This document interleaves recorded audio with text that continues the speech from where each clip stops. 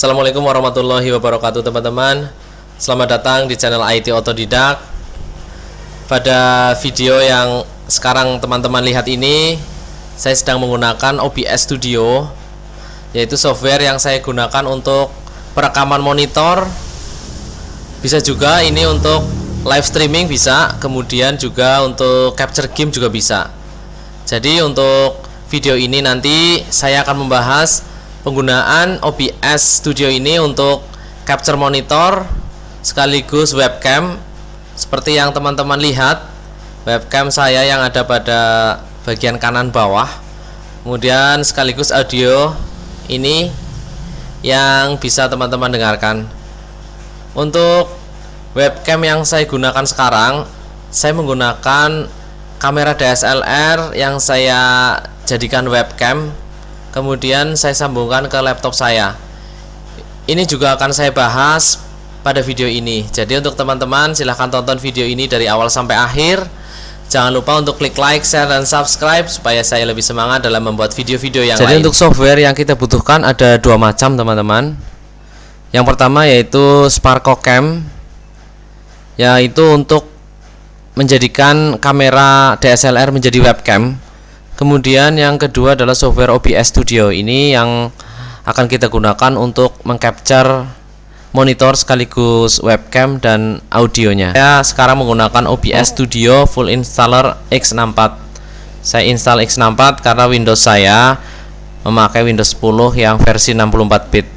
Untuk teman-teman yang versi 32 bit, saya sertakan juga untuk OBS Studio full installer x86. Jadi untuk 3 paket ini nanti teman-teman silahkan download pada link deskripsi. Oke, kita lanjutkan untuk instalasinya. Oke teman-teman, kita lanjutkan. Saya akan terlebih dahulu install SparkoCam-nya ya, untuk merubah kamera DSLR menjadi webcam. Oke, kita lihat untuk softwarenya. Sebenarnya untuk software ini sudah disertakan cracknya, namun ketika saya coba, saya kopikan cracknya ke folder install dari SparkoCam. Biasanya di C, kemudian program file. Saya pastekan di situ, ternyata malah blank ya. Jadi tidak muncul gambar apapun, hanya layar hitam saja. Jadi saya putuskan untuk menggunakan yang versi try-nya saja. Jadi untuk kelemahan dari versi try nanti bisa teman-teman lihat ya. Ada watermark besar bertuliskan sparkocam.com. Kita lihat ya. Sekarang kita install. Yes. Next. I agree. Install. Di sini saya menggunakan kamera DSLR Nikon D7000. Ya, oke, sudah selesai. Nah, ya. Ini kita checklist saja. Start SparkoCam, finish. Oke. Nah, bisa dilihat ya. Ini karena saya tidak punya serial numbernya dan saya tidak membeli software ini, jadi kita gunakan untuk versi try-nya. Ya. Nah, kelemahannya ini teman-teman. Ada tulisan besar watermark bertuliskan sparkosoft.com. Tapi tidak apa-apa ya, nanti kita tetap bisa menghilangkan tulisan ini pada saat kita melakukan capture monitor dengan menggunakan OBS. Oke, kita masuk ke device-nya ini teman-teman. Ada option, beberapa option 1 2 3 4 5 6 7. Ya, di sini ada pilihan device-nya. Bagi teman-teman yang menggunakan kamera Canon, silakan checklist untuk kamera Canon-nya. Karena saya menggunakan Nikon kamera, saya checklist Nikon kamera. Oke, nah ya. Sudah tampil teman-teman. Saya menggunakan Nikon D7000. Di sini di bawahnya ada beberapa opsi ya. Nah, ini untuk exposure com. Tapi ini ya akibatnya agak berintik mungkin ininya gambarnya, tapi tidak apa-apa ya. Karena gambarnya kecil webcam, jadi nanti tidak terlalu kelihatan. Nah, oke, ini ya, ada gede banget ini ya. Nah, ini nanti silahkan teman-teman pelajari sendiri ya. Untuk setting-settingnya ini bisa teman-teman rubah. Ini untuk autofokusnya bisa juga. Ketika fokusnya agak meleset, klik autofocus maka akan fokus kembali. Nah ya, Oke, itu ya untuk SparkoCam merubah kamera DSLR menjadi webcam. Sangat mudah sekali teman-teman ya, sangat mudah sekali. Hanya pasang atau install SparkoCam, maka kamera DSLR teman-teman jadi webcam. Sekarang kita lanjutkan untuk menginstal OBS Studio-nya. Sekarang kita install OBS Studio. Saya di sini menggunakan OBS Studio yang X64. Kita klik. Oke ya.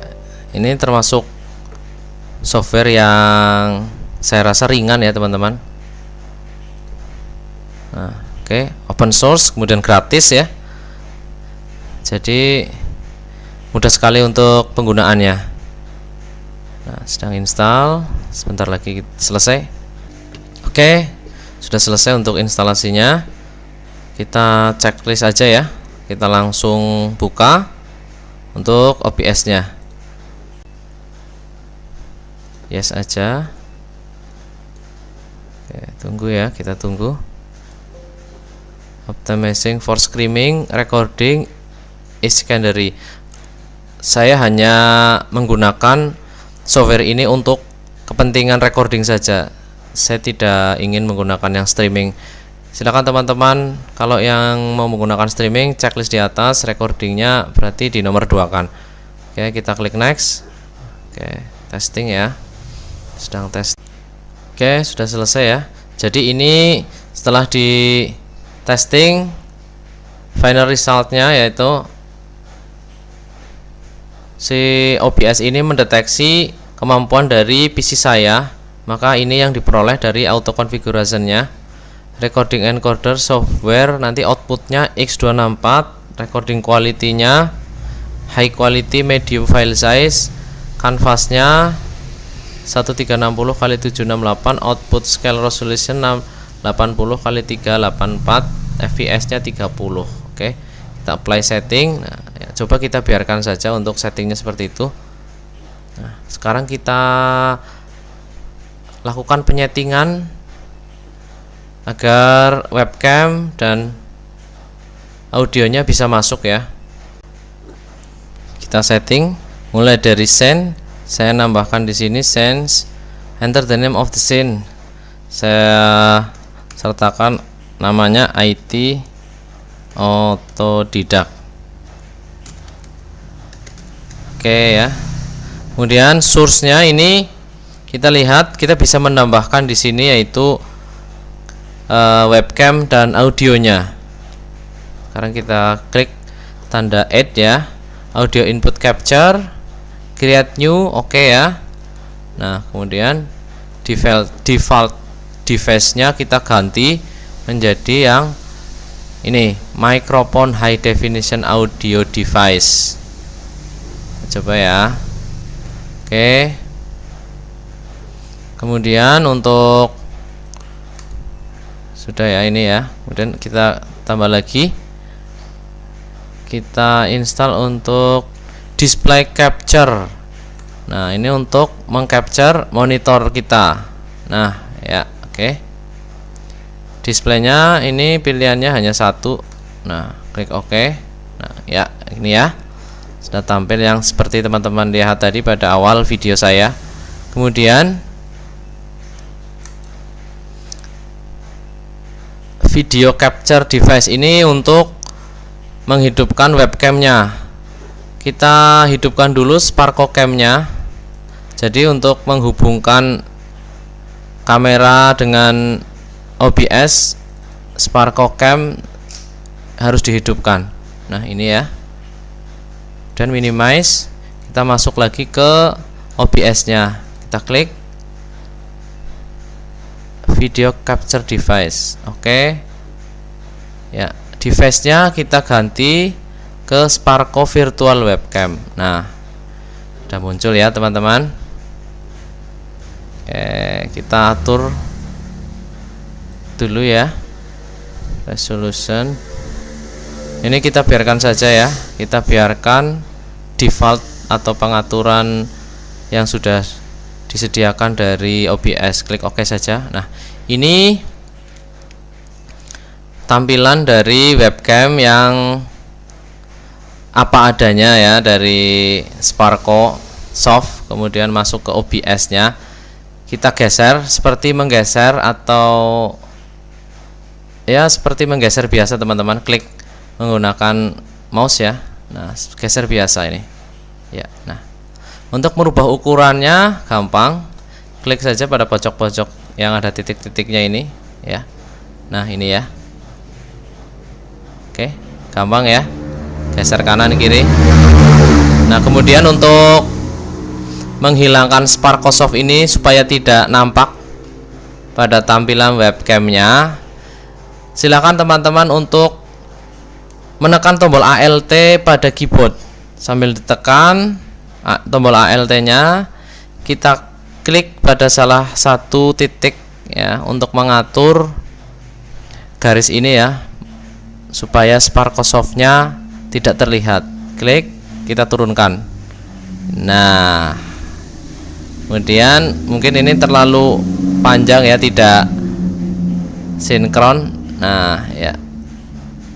Nah, oke, geser sini. Setelah itu bisa dibesarkan. Tombol ALT bisa dilepas ya. Kita besarkan bisa. Nah, sesuai yang diinginkan. Oh, ini bawah masih ada hitam-hitamnya. Nah, iya. Oke. Oh, ini malah ke bawah. Ya. Nah, itu ya. Sudah jadi ya. Gampang sekali teman-teman. Gampang sekali. Kemudian untuk perekaman, kita masuk ke setting. Ini tombol perekamannya, kita masuk ke setting ya, kita atur-atur hotkey-nya. Nah, ini yang start streaming. Jadi untuk teman-teman yang menggunakan untuk start streaming, silahkan diisi ya ini. Kemudian saya hanya menggunakan untuk start recording. Klik pada kolom start recording, kemudian pada keyboard klik salah satu tombol apa aja lah teman-teman yang diinginkan. Saya tombol F1. Nah, untuk start F1, untuk stop recording nanti F2. Nah, pause recording bisa F3 dan seterusnya. Silahkan teman-teman isi sendiri ya. Ini show audio input, show display. Nah, ini nanti teman-teman silahkan pelajari sendiri. Banyak sekali tombol-tombol yang bisa teman-teman tambahkan di sini. Kemudian masuk ke general, output. Nah, ya ini nanti adalah output dari video teman-teman. Hasil dari recordingnya akan seperti ini. Jadi video bitrate-nya 2500. Jadi ini semakin besar video bitrate akan semakin jernih gambarnya teman-teman. Jadi saya hanya menggunakan ini saja ya, 2500 secara defaultnya, karena saya coba untuk kemampuan PC saya yang pas-pasan, saya tingkatkan.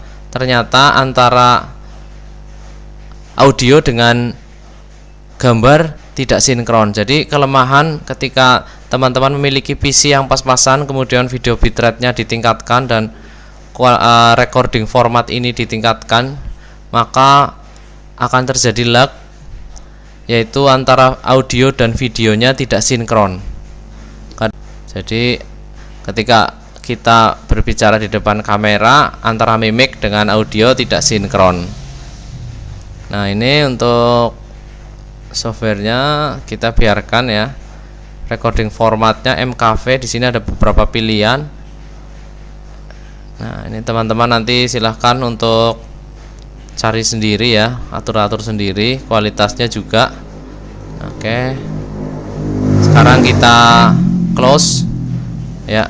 Konfirmasi change, you have unsaved change, save, ingin menyimpan ya, kita simpan pengaturan ini teman-teman. Nah, oke ya, kita coba sekarang ya untuk capture monitornya. Oke teman-teman, sekarang saya sedang mencoba OBS Studio. Ini saya capture monitor saya beserta webcam dan audio ini dengan OBS Studio ya. Dan ini hasilnya teman-teman. Bagus teman-teman dan ringan ya. Ini audionya pun bagus ya. Jadi teman-teman bisa dengarkan, lumayan lah ya. Saya beli ini seharga 40.000. Jadi lumayan lah untuk mendukung pembuatan video ini. Kemudian tadi ada yang sedikit lupa, masuk ke setting lagi ya teman-teman.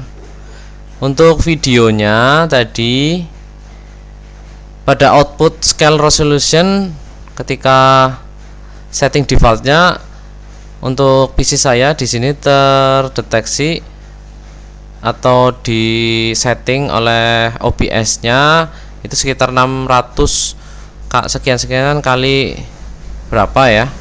Itu ketika dihasilkan videonya atau sudah jadi videonya, itu videonya pecah sekali teman-teman, jadi kurang bagus gambarnya. Jadi saya ganti output resolusinya sesuai dengan base canvas resolusi, jadi nanti gambarnya mudah-mudahan jernih ya. Kemudian lagi untuk outputnya, recording padnya ini adalah tempat penyimpanan dari video recording kita. Jadi nanti bisa dirubah teman-teman sesuai keinginan, mau di C atau di drive D, silahkan teman-teman bikin folder sendiri. Sepertinya itu ya. Nah, ada lagi apa enggak? Kita cek lagi ya. Oke. Untuk stereo ya ini ya. Nah, sepertinya itu dulu ya. Nah, oke teman-teman, itu saja untuk video kali ini. Semoga ini bisa bermanfaat untuk teman-teman semuanya. Jangan lupa untuk klik like, share, dan subscribe-nya supaya saya lebih semangat dalam membuat video-video yang lain. Dan jangan lupa pula teman-teman untuk tekan loncengnya supaya teman-teman bisa mendapatkan info-info menarik dari channel IT Otodidak. Terima kasih. Wassalamualaikum warahmatullahi wabarakatuh.